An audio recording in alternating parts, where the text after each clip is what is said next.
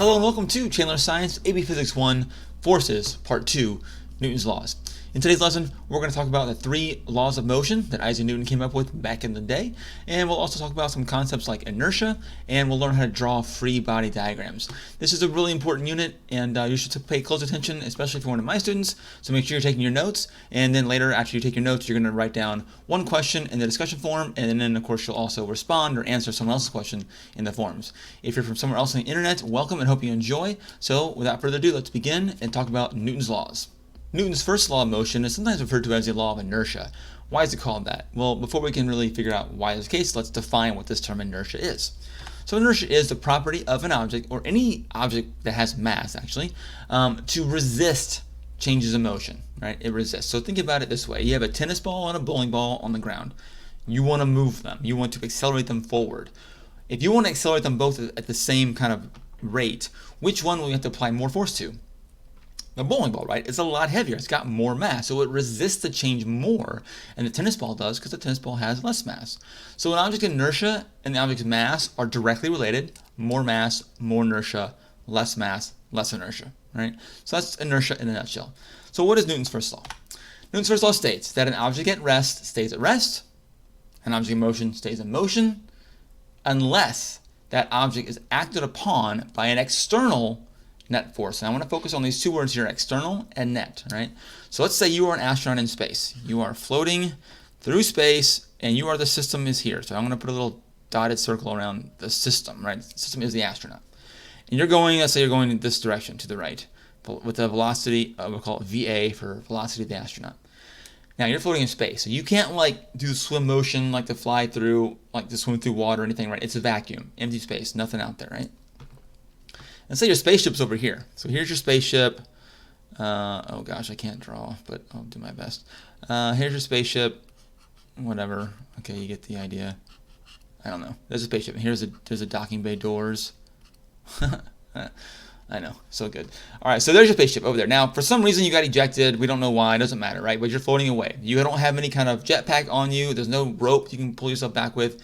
You're kind of like just kind of figure out what are you gonna do, right? You're probably going to die. But anyway, is there any way you can get back? Well, not really, right? You need an external force to get back. You can't just, with the forces inside the system, right? You can't wave your arms and kick your legs or, pound your fist like this to make yourself change direction, right? You are an object in motion, and you're going to stay in motion going that way until an external net force acts on you, right? Think about when you're walking around every day, or think about if you're going to jump up in the air.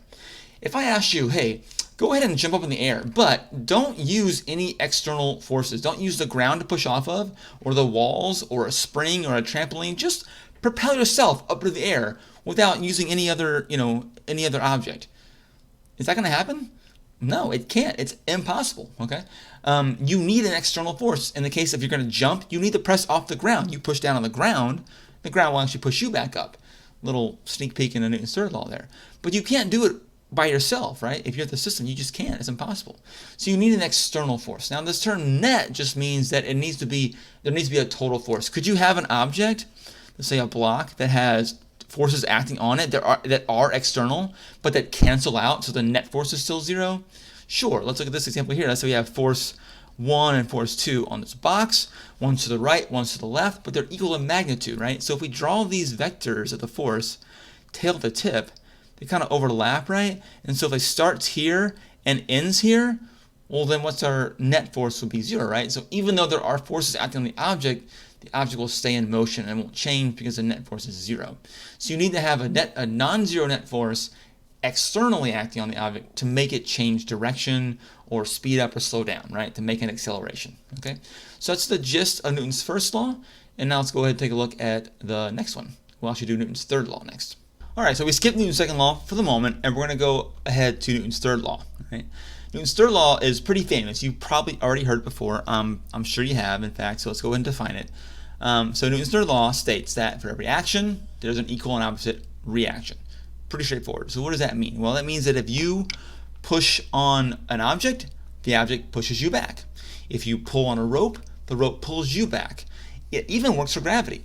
When gravity pulls you down towards the center of the Earth, you are actually pulling up on the Earth towards your center of gravity, right? Now, why doesn't the Earth kind of come up towards you? Well, if you haven't already guessed, it's because the Earth has a little bit more inertia than you do, so it resists the changes more, right? It's like on the Earth, I ain't moving, you're tiny, right? So you fall down to the Earth instead of the Earth coming up to meet you. But you do apply a force to it. It's just not very big compared to the Earth. This works for everything, right? It's always opposite directions, and it's always in the same type of force. In other words, if you apply a tension force in a rope, right, then the tension force is going to pull back. If you apply apply a push with your hand on an object, it's going to push you back in the opposite direction.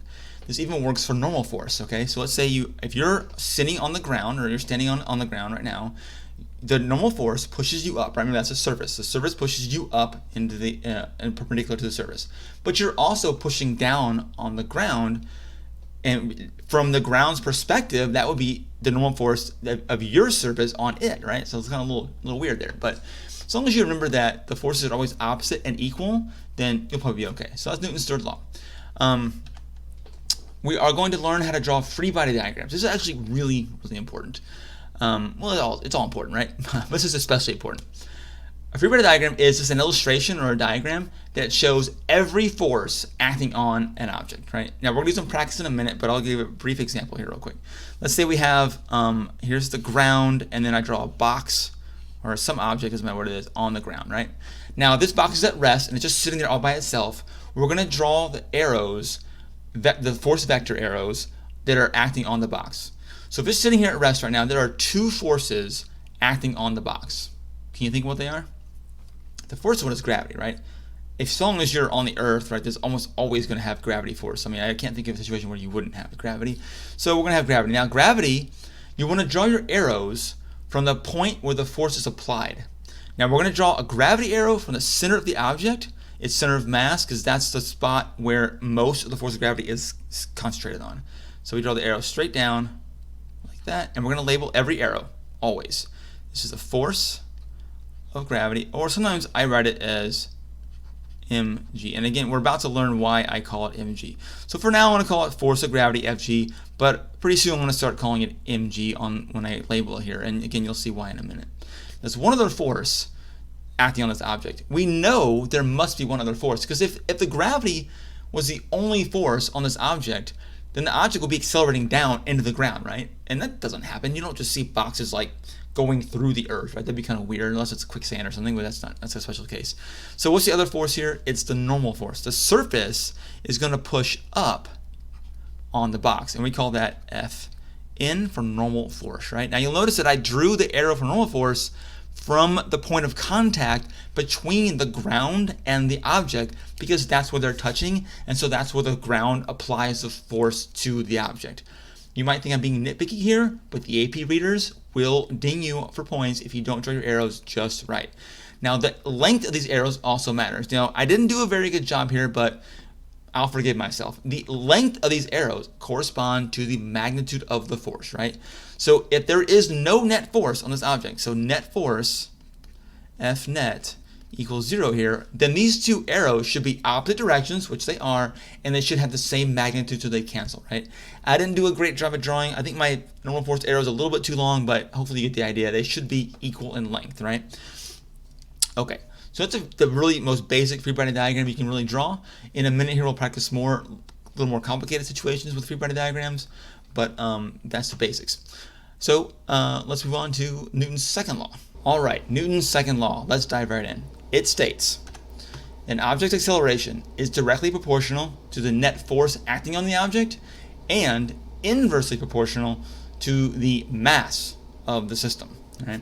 How does this translate into an equation, you might be asking? Well, this way. All right? Now, you may have seen before it written like this. And now I wrote I want to talk about this, why I included the SYS there. Can you guess what SYS stands for? Stands for system, right? So it's the mass of the system and the acceleration of the system, right? So remember that it could be one object or it could be multiple objects, but if you want to see it in a more simpler way, it's just net. And this symbol is the Greek letter sigma.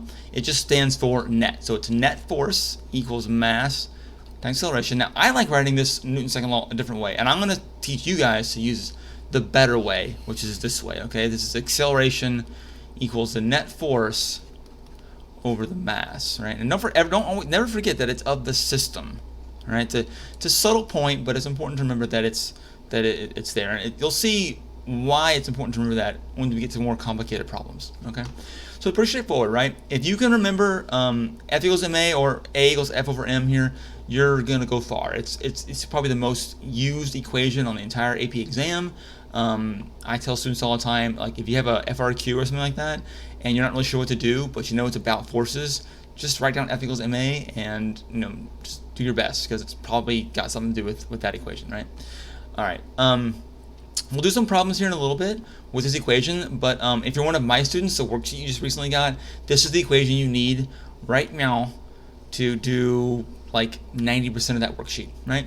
So it's just right there, right? So we'll do a quick example. Let's say you have an object and it is at rest. So right now its initial velocity is 0, and the mass of this object is, let's say we don't know what it is. We don't know what the mass is, but we apply a force of, how about 50 newtons to it? 50 newtons to this object to the right, and that causes an acceleration of, how about 5 meters per second squared. So what's the mass? Well, we get our equation right here. We have the force, we have the mass, we're looking for the mass, and we have the acceleration. So we're going to rearrange for m. So I'm going to do times m both sides to get ma equals net force.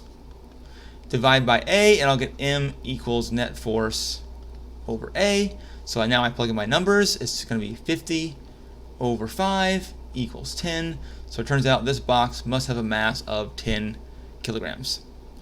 Now y'all might also get an expression that now, if I know the acceleration, I can also find out what the distance of this object goes.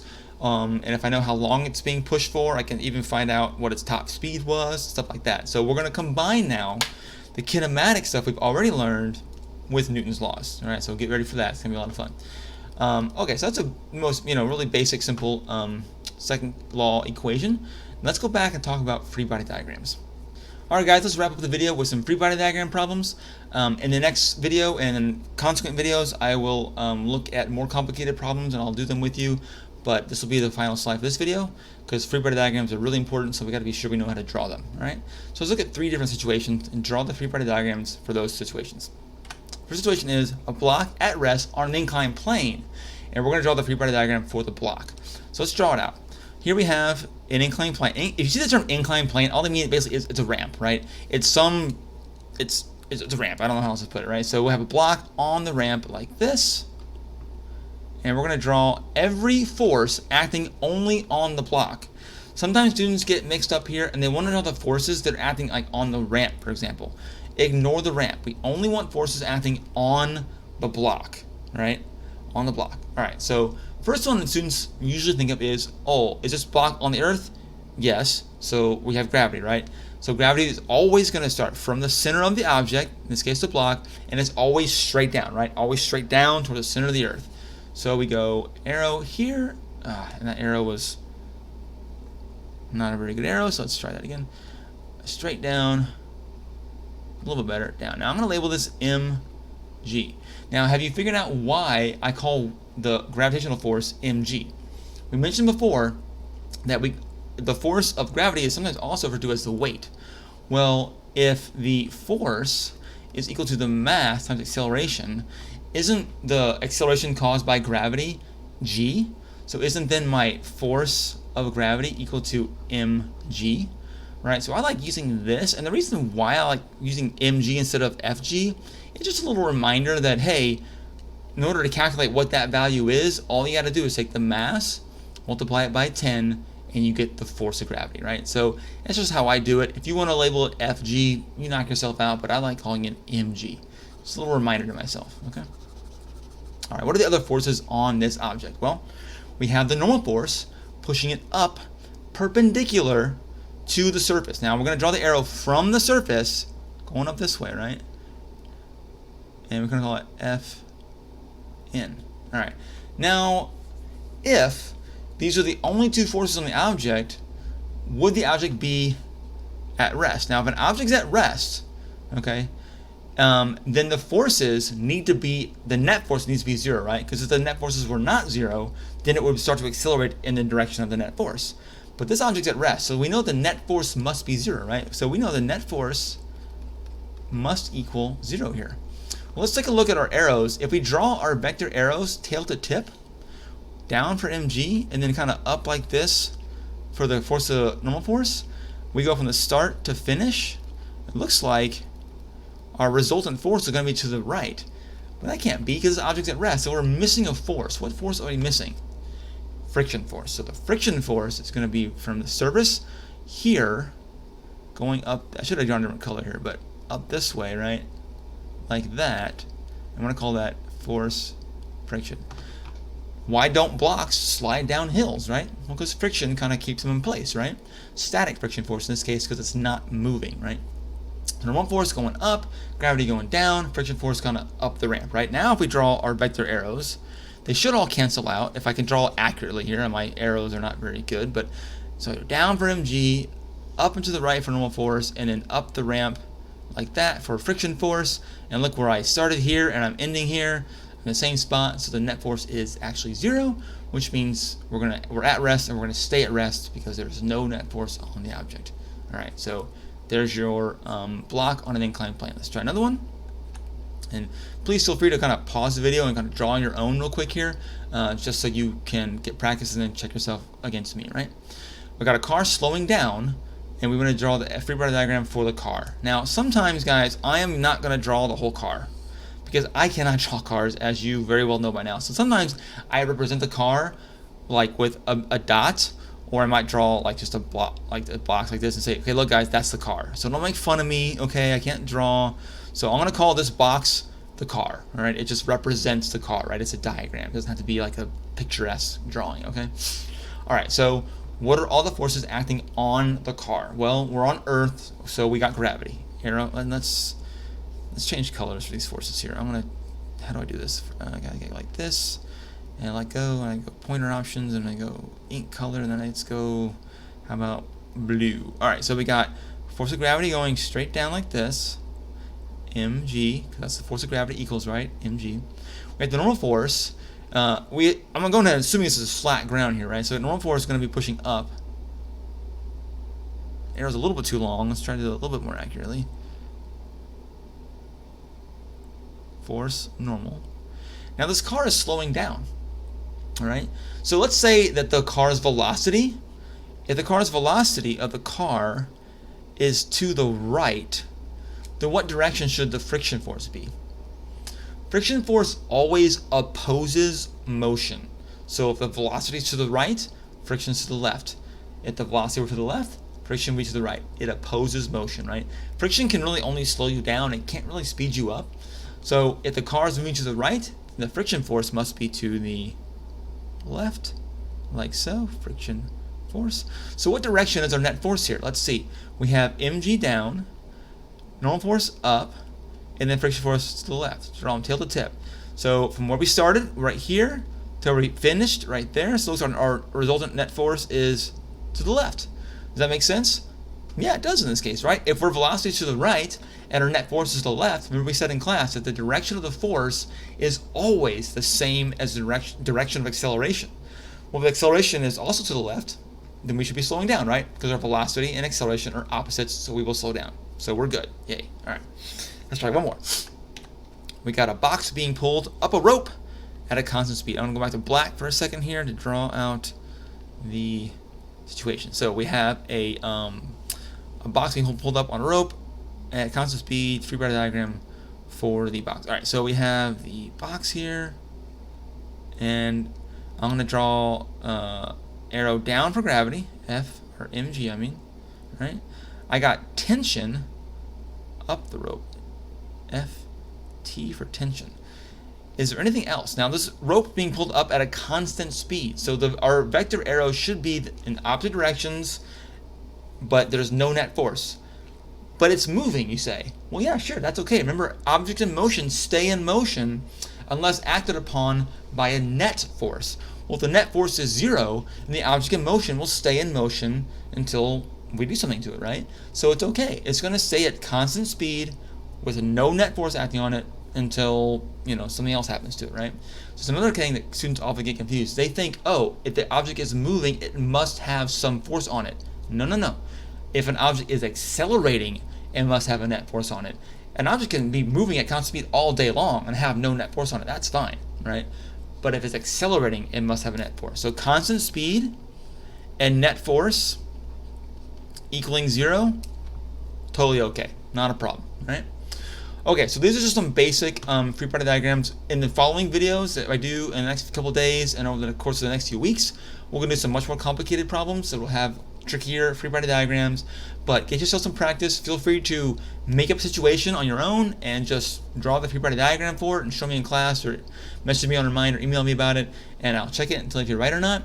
And I can do that because I have no life, because you are my life. So hope you liked the video and learned a little bit. Don't forget, if you're one of my students, you're going to comment on Schoology on the discussion forum with one question and then respond to someone's question. And hope you enjoyed, and I'll see you next time. Bye-bye.